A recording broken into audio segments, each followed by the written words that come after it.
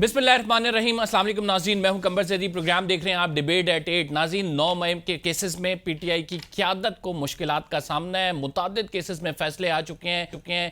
PTI की क़यादत जो है वो इन केसेस में 10-10 साल के लिए सज़ा याफ्ता हो गई है। क्या अब इनको डी-सीट किया जाएगा? इलेक्शन कमीशन में इनका मामला जाएगा? हाई कोर्ट की फोरम की तरफ ये लोग रुजू करेंगे?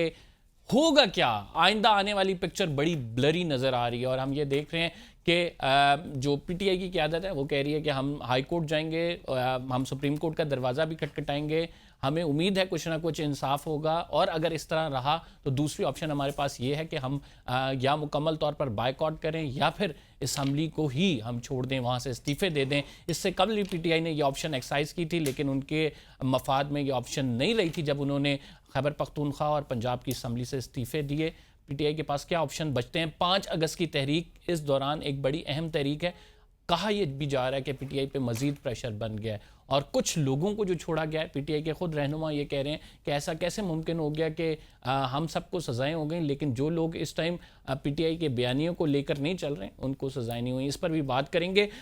हमारे साथ मौजूद है नियाज़ुल्लाह नियाज़ी साहब, पीटीआई के सीनियर रहनुमा है। हमारे साथ मौजूद हैं हाफिज़ एहसान अहमद साहब, सीनियर कानूनदान है। आप दो मेहमानी गिरामी का शुक्रिया। नाज़रीन, प्रोग्राम के दूसरे हिस्से में हम अमरीका के हवाले से भी बात करेंगे। अमरीका की जानिब से जो पाकिस्तान पे 19% टैरिफ आयद किया गया है, भारत पे 25% टैरिफ आयद किया गया है, ये पाकिस्तान के लिए बड़ी खुशखबरी भी है। एक तरह से जो पाकिस्तान और अमरीका के दरमियान ताल्लुकात एक बेहतरी की सतह पर जा रहे हैं और कह रहे हैं कि दोनों ममालिक मिल के ऑयल एक्सप्लोर करेंगे। इस पर भी बात करेंगे, लेकिन पहले 9 मई के केसेस पे बात करते हैं।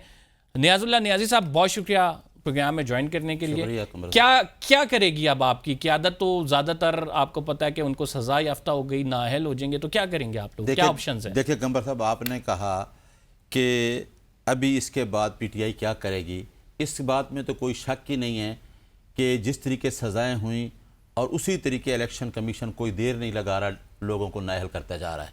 आज एक मैंने देखा कि पेशावर हाई कोर्ट ने अब्दुल लतीफ़ अब जो था उसका चित्राल वाली सीट पे उस पे उन्होंने स्टे भी किया है दोबारा बाई इलेक्शन को। देखें, हमें कौन सा शक है? आप संभल वाली रात को आपने देखा था, इस पार्टी को पहले तोड़ा गया, मुख्तलिफ हिस्सों में तकसीम किया गया, फिर हमसे निशान छीना गया। हमें कौन सा शक है इन पे? अब ये चाहते क्या हैं?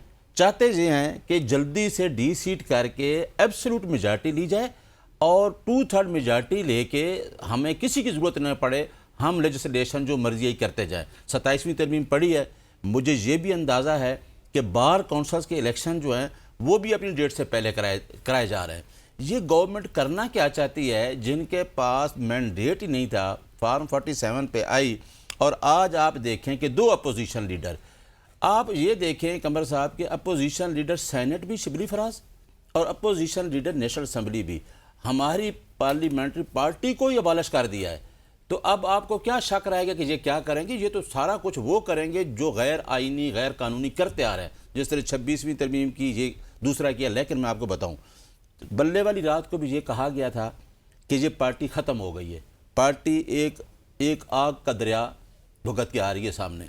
पार्टी ने मुश्किल वक्त में इलेक्शन लड़ा और पार्टी ने साबित किया कि बगैर निशान के भी बल्ले के हम। आपकी अपनी अंडरस्टैंडिंग ये है कि ये जो है सारा कुछ एब्सोल्यूट मेजॉरिटी और 27वीं आईनी तरमीम, बिल्कुल यही है, इनके पीछे यही है। और अब ये शायद मेरा ख्याल है जो वो दूसरी पार्टी से भी जान छुड़ाना चाहते हैं, जिस तरीके करके ये एब्सोल्यूट मेजॉरिटी की तरफ जा रहे हैं और गलत। हाफिज साहब, जो फैसला आया है इसमें फवाद चौधरी साहब को छोड़ दिया गया, ज़ैन कुरैशी साहब को रिलीफ दिया गया, ये कैसे हो गया? कि मतलब ज़ाहिरी बात है कि ये भी उस टाइम पार्टी में मौजूद थे, इनके भी मुख्तलिफ केसेस में इनके पेंडिंग भी हैं केसेस, तो कुछ को सिलेक्शन की गई, कुछ को छोड़ दिया गया कि क्या हो रहा है? बुनियादी तौर पे आज जो आपका प्रोग्राम है वो ये है कि जो 9 मई के बाद जो एक ट्रायल हुआ और उस ट्रायल्स 3 जगह पे आपकी जजमेंट्स आई हैं। सरगोदा की आई है, लाहौर की आई है और कल फैसलाबाद की आई है। बुनियादी बात ये है, बाकी जो चीज़ें आप अलग प्रोग्राम कीजिएगा इंट्रा पार्टी के ऊपर, या उसके बाद असम्बली का जो है 26 कॉन्स्टिट्यूशनल अमेंडमेंट जो है उसके अंदर क्या हुआ या क्या किस तरह पीटीआई की पार्टिसिपेशन थी, या एलोकेशन ऑफ रिजर्व सीट्स के अंदर क्या फ़ैसला था, या आर्टिकल 51 की रिक्वायरमेंट क्या थी, آج جو بات بنیادی طور پہ یہ ہے کہ کیا پاکستان کے اندر 9 مئی کو جو انسیڈنٹس ہوئے جو ملک کے 100 مختلف جگہوں پہ ہوئے، ملٹری انسٹالیشنز کے اوپر اٹیکس کیے گئے، GHQ کے اوپر، ISI کے آفس کے اوپر، نیول بیس کے اوپر، پشاور کے اندر جو آپ کا ہے ریڈیو پاکستان جو ہے، مردان کے اندر، اور جو آپ کا GHQ، کیا یہ ساری حقیقت نہیں ہے؟ اگر یہ حقیقت ہے اس چیز کے اندر، تو کیا ایک نیریٹو یہ نہیں آیا کہ جو بھی لوگ اس کے اندر ملوث ہیں انہیں سزا ملنی چاہیے؟ فرام ڈے ون آپ بھی کہتے آئے ہیں، PTI بھی کہتی آئی ہے. اس وقت پرابلم یہ تھی کہ جی سزا دینی چاہیے آپ کو اینٹی ٹیررزم کورٹ کے اندر، آپ کو ملٹری کورٹس میں نہیں جانا چاہیے، چونکہ ملٹری کورٹس کے اندر انصاف کا جو ہے وہ نظام مختلف ہے. اب جب یہ چلتے چلاتے 2.25 سال اس سارے پروسیس کے اندر لگے ہیں، سپریم کورٹ کی ڈائریکشن بھی آ گئی کہ آپ اینٹی ٹیررزم کے اندر یہ کہا ہے کہ 7 دن کے اندر ٹرائل ہوگا، ڈے ٹو ڈے ہوگا، اور اس کے بعد 30 دن کے اندر جو ہے آپ اس کی اپیل کو فائنلائز کریں گے، جو نہیں ہوتا اس ملک کا جس طرح کا آپ کا نظام انصاف ہے. اب اس کے اندر یہ ہے کہ نہ ہیسٹ ہے، 2.25 سال آپ کے پاس لگے اس ٹرائل کے اندر، 100 سے زیادہ وٹنسز آئے، اس کے بعد پروسیکیوشن اپنا لے کے آئی.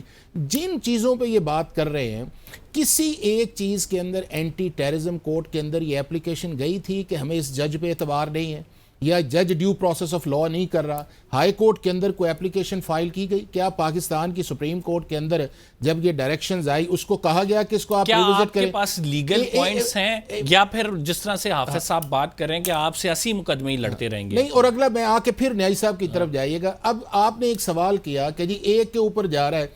اگر ان کیسز کے اندر 2 طرح کے لوگ تھے، ایک وہ لوگ تھے جو موقع پہ موجود تھے اور جنہوں نے ایکشنز کیا، اور دوسرے وہ لوگ تھے جو آپ کے پلانر ہیں یا کانسپریسی ہے. اور رائٹس کے اندر کمبر دونوں طرح کے لوگ انوالو ہوتے ہیں، صرف یہ نہیں ہے کہ جو موقع پہ موجود. ہاں، اگر اس کے اندر آپ نے کہا جس طرح 5 چیزیں ہیں، کانسپریسی ہے، ابیٹمنٹ ہے، کرمنل اس کے اندر انٹیمیڈیشن ہے، پرووکیشن ہے، انسٹیگیشن ہے، یہ پلاننگ ہے، یہ جو بھی ہے یہ پاکستان پینل کوڈ میں بھی جرم ہے، سیکشن 120 کے اندر ہے، 34 ہے، 149 ہے. امریکہ میں، برطانیہ میں، امریکہ کے اندر کیپٹل ہل کے اندر جو رائٹس سے وہ لوگ جو موجود نہیں بھی تھے اور باہر تھے ان کو بھی سزائیں اس چیز کے اندر ہے. اب یہ اگلا یہ ہے کہ جب آپ پریزیڈنشل پارڈن بھی تو ہے نا. نہیں، وہ تو بعد کی بات ہے نا. پارڈن تو یہاں اگر دیا گیا ہے تو آپ وہ بھی نہیں نا مان رہے، آپ کہتے ہیں ان کو بھی رگڑا لگائیں. اچھا، دوسرا اس کے اندر یہ ہے کہ جب یہ سوال آیا کہ جی میں موقع پہ ہم یہ نہیں کہتے ان کو رگڑا لگائیں، ہم یہ کہتے ہیں کہ ہم کہتے یہ ہے کہ بھائی جان سب کے ساتھ اکراس دا بورڈ سب کے ساتھ ہونا چاہیے. جنہوں نے جب وہ ٹرائل سے پہلے یا اس کے اندر کہا کہ جی ہمارے معافی دے دیں، آپ نے کہا نہیں ان کو بھی. اچھا، اب یہ ہے کہ اس ٹرائل کے اندر جو ہے اگر میں کہ میرے خلاف یا کسی کے خلاف چاہ جاتا اور میں کہتا ہوں موقع پہ موجود نہیں ہے، نیائی صاحب ہمارے ایڈوکیٹ جنرل بھی رہے ہیں، بڑے زبردست کرمنل لائر، کیا ہمیں ڈیفنس کے اندر 340 جو ہے CRPC ہے اس کے اندر نہیں کہنا چاہیے؟ ہم نے پلی آف ایلیبائی نہیں لینی چاہیے؟ 342 کے اندر ہم نہیں ڈینائی کرنا چاہیے؟ اگر ہم اس ٹرائل کے جو پروسیس ہے اس کے اندر یہ چیزیں بھی نہ لے کے آئیں اور الٹیمیٹری جج پہ چڑھ جائیں تو پھر یہ پرابلم تو آئے گا نا. ہاں جی، دیکھیں حافظ صاحب نے جو باتیں کی ہیں یہی کیسز تھے عمران خان کے. ہمیں تو وہ پورا ایک گھسیٹنے کا پروگرام ہے نا، گورنمنٹ کا یہ پروگرام ہے کہ ان کو جتنی دیر گھسیٹا جائے اور ہم اپنا جو پلان ہے اس کو پورا کریں.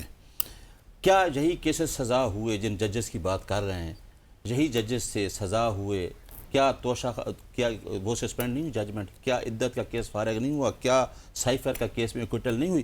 اب میں بتاتا ہوں. نہیں تو پھر انصاف کا نہیں، سب قتل عام نہ کہیں، پھر آپ جوڈیشری جو ہے اس کو یہ تو نہ کریں. صرف ایک میں صرف کہ جو نہیں آپ نہیں میں صرف ایک گزارش کرتا ہوں، پھر آپ ججز یا جوڈیشری کو اسپیسیفک نہ کریں، صرف اتنی گزارش ہے، باقی آپ کر لیں. میری بات سنیں سر، میں ججز اور جوڈیشری کو اسپیسیفک، کیونکہ 26ویں ترمیم پر حافظ صاحب کو پتہ ہے عدلیہ کی آزادی کوئی رہی نہیں ہے، وہ تو انڈرمائنڈ کیا گیا پورا. یا مجھے یہ بتا دیں بطور وکیل، میں بھی رول آف لا پہ بلیو کرتا ہوں. وہ کہہ رہے ہیں کہ 26ویں ترمیم کے بعد بھی بڑا آزاد ہے. سائفر کی ایکویٹل 26ویں ترمیم سے پہلے ہوئی ہے، بعد میں ہوئی ہے. جا تو آپ کر لیں، میں کبھی کہہ رہا ہوں کہ 9 میں ٹھیک ہوا. میری بات تو سن لیں نا، میری بات بھی سنیں. حافظ صاحب بھی کنسٹیٹیوشن کے سٹوڈنٹ ہیں. عدلیہ کی آزادی کو پریمبل میں تحفظ دیا گیا ہے. کیا عدلیہ کی آزادی بیسک سٹرکچر نہیں ہے جو آپ نے 26ویں ترمیم سے چھین لیا گیا؟ ہم نے ایز اے وکیل بات کرنی ہے. دوسری بات یہ ہے کہ اسی کیس میں اگر یہ فیئر ٹرائل ہے تو زین قریشی کو اکٹل ہوئی، چودھری فواد کو اکٹل ہوئی. اس کے بعد سرگودا میں جو ایک ججمنٹ ہے اس کے پیرا نمبر 39 پہ لکھا ہے چونکہ اس آدمی کا تعلق پی ٹی آئی سے ہے لہٰذا یہ جرم کر سکتا ہے. یہ غلط ہے. دیکھیں آپ نے جس کو سزا دینی, اچھا سن لیں نا, سنیں کہ عمران خان نے کہا کہ اس کی فوٹیج دے دیں. سی سی ٹی وی فوٹیج میں ہر چیز ہے جو بھی وقوع ہے. میں کب کہتا ہوں کہ کوئی شہداء پہ حملہ کرتا ہے تو ٹھیک ہے, میں بھی کہتا ہوں غلط ہے. یہ دیکھیں نا, ایک انصاف کی بات ہے. انہوں نے کہا سی سی ٹی وی فوٹیج دیں یا اس پہ کمیشن بنا دیں, ہو سو ایور انوالو ہے اس کو سزا ملنی چاہیے. دوسری بات یہ ہے دونوں کام نہیں ہوئے. دونوں کام نہیں ہوئے. اچھا دوسری بات یہ ہے کہ آپ نے جنہوں نے پریس کانفرنس کی وہ تو فارغ ہو گئے, وہی نہیں. اچھا چلیں جی, یہ بڑا سوال ہے نا. پریس کانفرنس والے فارغ ہو گئے, سنیں پریس کانفرنس والے فارغ ہو گئے, زین قریشی فواد چودھری کو چھوڑ دیا, تو یہاں پہ جو عوام جو دیکھ رہے ہیں ہم دیں سب کو سزا, سب کو سزا دیں اکراس دی بورڈ. اچھا اگلی بات سنیں نا ذرا کہ یہ جو اس پہ ریبٹل تو لے لینا ان کا. اچھا اب یہ ہے کہ میں نے آپ سے کہا کہ 26ویں آئینی ترمیم کے اس کے بعد توشہ خانہ کی سسپینشن آئی, سائفر کی ایکویٹل 26ویں آئینی ترمیم سے پہلے آئی یا بعد کے اندر آئی, یا اس کے بعد جو ہائی کورٹ سے ریلیف مختلف کیسز کے اندر ملے ہیں وہ 26ویں ترمیم سے پہلے ہیں یا بعد کے ہیں. ڈیفینیٹلی 26ویں ترمیم کے بعد کے اندر ہے. دوسرا جو عدلیہ کی آزادی ہے, یہ نیازی صاحب تو اس پروسیس کے اندر تھے نہیں نا. یہ ان کے جو سٹالورٹس تھے, جو لا کے سٹالورٹس تھے, جو مولانا فضل الرحمان صاحب کی انگیجمنٹس کے اندر تھے, انہوں نے یہ آئیڈیا دیا تھا کہ کانسٹیٹیوشنل کورٹ کی بجائے کانسٹیٹیوشنل بینچ بنائے, اور اس کی ساری نیٹی گریڈی کے اندر وہ لوگ انوالو تھے. اگر وہ انوالو نہ ہوتے تو اس ساری نیگوسیشنز کے اندر وہ باہر نکل آتے. دوسرا آپ نے بات کی ہے کہ فواد چودھری یا ان کی جو ہے, فواد چودھری نے 340 کے اندر جو ہے اپنے وٹنسز بھی دیے, ایلی بائی بھی کہا, اس نے کہا میں اسلام آباد کلب کے اندر ہوں. اسی طرح کے کیا دوسروں نے اس طرح کی وہ ایکسرسائز کی؟ نہیں, اگر فواد چودھری اپنے موقف پہ رہتے تو ابھی تب بھی یہ فیصلہ آتا. یہ سوال تو یہ ہے نا. دیکھیں بات یہ ہے, فواد چودھری صاحب فواد چودھری صاحب اگر پی ٹی آئی میں ابھی اسی طرح کے متحرک ہو رہے ہوتے, اپنے آپ کو ڈسٹنس نہ کرتے, تب بھی یہ فیصلہ آتا. نہیں, آپ مجھے دیکھیں دل پر ہاتھ رکھ کے بتائیے فیصلہ آنا. میں اس لیگل پروسیس کی بات کر رہا ہوں کہ میں لیگل کی بات کر رہا ہوں نا. اگر اس پروسیس کے اندر آپ کے اوپر ایک چارج ہے, آپ اس چارج کو ڈسچارج نہیں کر رہے کہ جی میں موقع پہ موجود نہیں تھا یا میں نے کانسپریسی نہیں کی یا میں نے نہیں کیا, تو ایلی بائی کس پہ آتا ہے؟